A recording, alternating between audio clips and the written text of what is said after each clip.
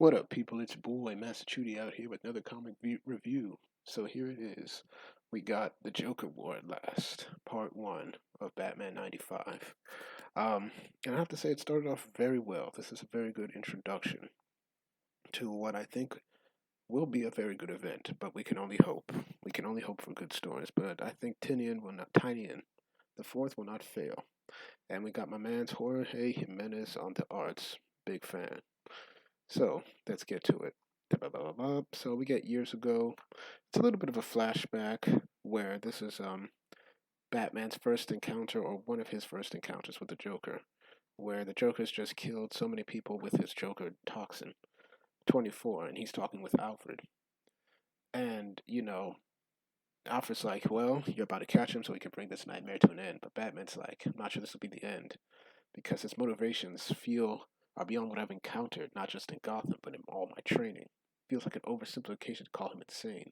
He's like he feels like there's like a reason behind these murders, basically, and it's only that these are just like meat to him. He's just helping them along the way. And Alfred's like, you think there's something more to this? It's like, yes, I think there's some sort of test for me to understand my limits. He said, I think he knows he's going to lose, but he already knows how he wants to come at me next time and the time after that. He pretty much says, I don't know that this battle will ever end. But Alfred gives him support, saying, hey, don't worry, I'll be with you all the way, basically. And now the entrance to the viaduct is on your left. Get ready to ram through the gate. Three, two, and then we just see boom.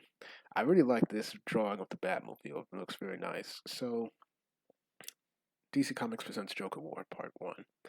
James Tynion, the writer, Jorge Jimenez. So basically, we see that the news while Batman is running away or driving away from the Joker's goons, you see the news pretty much saying that, hey, Wayne Enterprise has been taken out. Legal representatives have outed a long-standing pattern of embezzlement. So pretty much Joker's damage has basically taken root. That Wayne has lost Wayne Enterprises. Everybody knows about apparently the way that the Joker spun it, that Bruce was giving away illegal tech to Batman. And I just love how basically, Batman is like, the Joker's goons are calling out of him as they're racing him. They got like a secret missile tracker right here. I forgot the name to this. And so while the news is going on, Joker's goons are attacking him and they hit the Batmobile. And there's nobody there. And so he calls up Punchline saying that, hey, there's no Batmeat inside, just nobody. And it says, and Punchline is so beautifully drawn, one. And people, I'm hearing people have gripes with her, but so far, I think she's been written very well. I mean, I don't expect her to come blazing out. She's stated what she is, that she is a zealotless follower of the Joker. Nothing more, and is very capable. Plus, she just got in the scene. Give her some time. But you know what? She's pretty much saying that, hey, we've just finished. You know what? It's okay. No need to go. It's okay if he's not there. We just finished hacking the main computer here at Wayne Enterprises.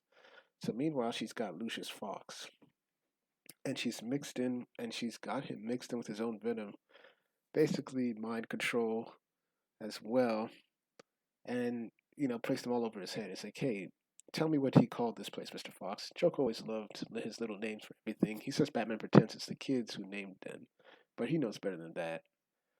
And Lucius is trying to fight it off, saying, I'm not going to help. And Punchline is like, oh, it's like, you have to focus. You're the Joker CEO now. It's like, you have to tell him everything.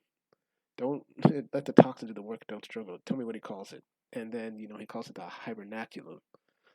And, Punchline is, oh, that's a disgusting place. That's where bats breed.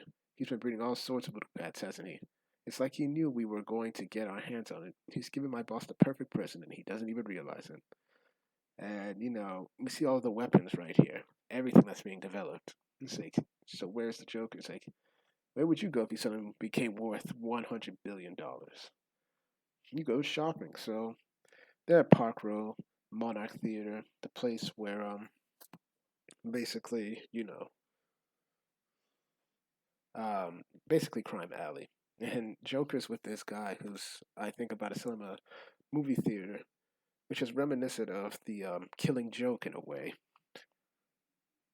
It's like the dad used to like taking his son out here to watch movies. It's like he grew up with. They were sitting right in the front. I'd show you, but I don't think you could find. I could find the seat with my eyes. And so, he just I used to say that I could hear the shots from the projections booth, but now I can't remember if that was real or I just a story I tell. It's like it gets harder and harder to tell the difference, doesn't it? I was just trying to remember the first time I saw a good friend of mine when I knew we'd be friends for life. I remember the feeling more than the specific memory, like coming out of a dream. It's the funny thing. It sounds like people are down in the theater.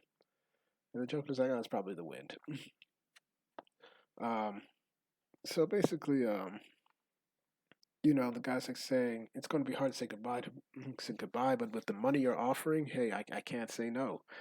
Just like the Killing Joke. So basically, it's like saying they always say it's like, did you find what you're looking for? Don't you know?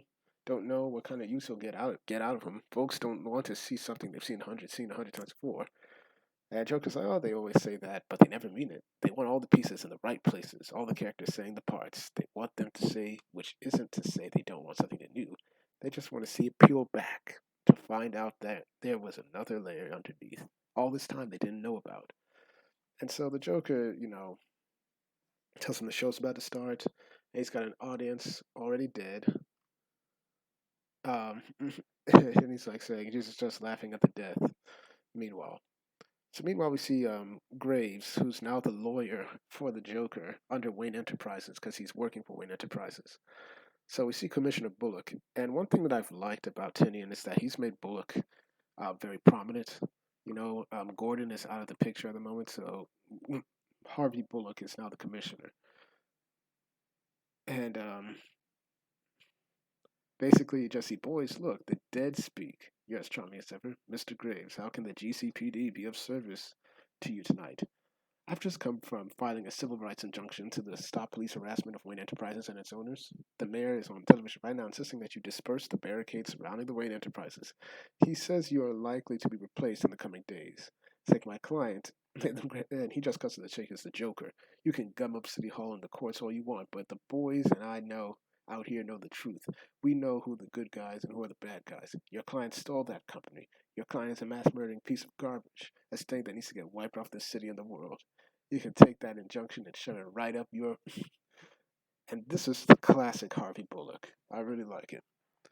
And you just see officers, and you just see the guys like saying, "Officers, I remind you who bought that new headquarters and all your equipment. It would be a shame to take it all away." It's like, that was Bruce Wayne, and the officer's like, "Bruh, we got to take this L." And it's like, we're all losing Whitaker. So the police leave basically, and he just says, "Keep the car running. We'll need to pay the mayor another visit to ensure he's not getting cold feet." It's like, "Yes, sir." So we see that it was actually Batman.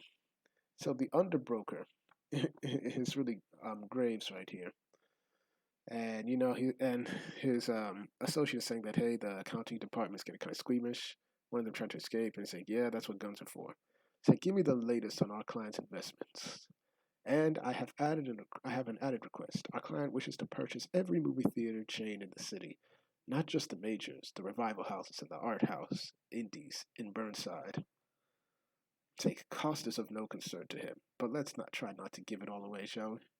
So Batman's listening in, and he's magnetically on the wall. This is a great shot right here. Really like it. Very Batman esque. Um, we also get a little bit of the Dark Knight in here, where he's using the same tech with Lucius Fox to see how many people are in the building, um, and every floor seems to be occupied. So he cuts himself a hole, and he asks for the computer to give him eyes. I want the Joker, but Punchline is already there. He dodges, and they begin a fight. And he tells him, basically said that your it's like your associate, Mr. Fox, has outlined 6 micro caves you snuck into the building. It's like he planned for every attack on Gotham City and had a different crisis cave to operate out of in each one. This was your favorite. You want to know why? Because you hadn't earned this one yet. It's the one that you were going to unlock when you and Mr. Fox and Mr. Wayne have finished building your new Gotham City. And so they continue to fight, and then of course we see the new suit that's being teased right here. Um, Basically, it's a new suit that Batman doesn't know whether Lucius assigned it, and Lucius thinks, "Oh no, you designed it." So can you call us crazy? But you don't get your beautiful city of the future. You don't get your new toys, and you don't get your cool new duds. We took it all, and we're going to kill you with it. And he's like, "I don't understand." And of course, my man has been poisoned. I don't care. I mean, already, I don't care what people say. Punchline is shown to be a little bit more effective than Harley because she's about the mission, whereas Harley is just about pleasing the Joker, but she could never really care about the mission. But right now, Batman's hallucinating. Punchline is saying, "I filled in the poison with my own blend, some of the boss's stuff with some fear toxin and a little bit of venom." Dang. So she mixed she mixed Bane's venom with the Scarecrow fear toxin and the Joker and the Joker toxin. It's like, so it doesn't kill you. Makes the withdrawal a hell of a thing though. So he's just freaking out. It's like, you need to get out. And then we just see him hallucinating and he's hearing Alfred. It's like, he's taking all your vehicles, your city. Master Bruce, you need to get out of here. It's like, no, this isn't real. You're dead. It's like, I'm sorry, my boy. So sorry. We're all dead now. And so, yeah, that's the end of that. So, where do I want to end it? Um, yeah, I'll end it here. This is my favorite, favorite picture of Batman right now. Jorge Jimenez, excellent. So, I'd say this is a fantastic start to the Joker War. I give this a 9 out of 10. I like the writing of the artist Jorge Jimenez, and aside from Dexter Soy, he's one of my favorite artistes in DC. So all the props to him. But at the same time, I'm interested to see where the direction is going. Concerning the Joker War, I will be reviewing the tie-ins. I've skipped the preludes because I'm just interested in the main event. So the main event and the tie-ins. So yeah, 9 out of 10. So thank y'all for watching. Please like, share, and subscribe. Hit the notifications to make sure you're notified. And comment below to give me your views. Once again, I do these reviews for you, the people, because we want to discuss good comics and get your views on them. Thank y'all for watching, and I'll have more videos up later today. Peace.